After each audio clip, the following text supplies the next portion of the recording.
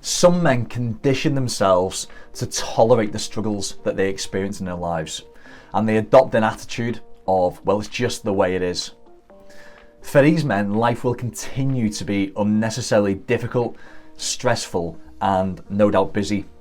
But if you're not one of them, and you're ready to break the cycle of struggle and to start owning your life, follow this really simple sequence.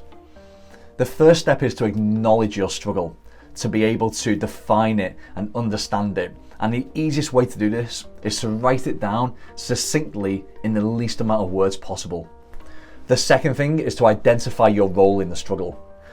Your ego won't like this. You'll want to look for blame, or you'll want to make excuses. But if there's a struggle in your life, then you're partly responsible for it. The third is to list the options that you have available. You'll always have at least three. You can stay stuck where you are, you can take the path of least resistance or the path of most resistance. But when you understand your options, you can make a more informed decision, and that decision will be one that moves you forward.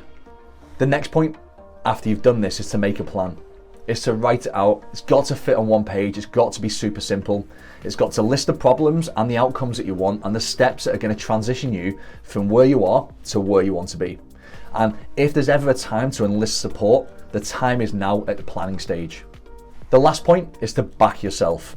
Self-belief goes a long, long way.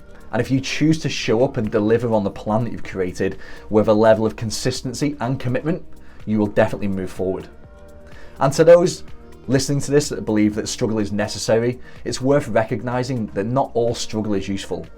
If your struggles are just and they are chosen and they're taking you down the path that you want to travel, then absolutely roll up your sleeves and apply yourself with effort and enthusiasm.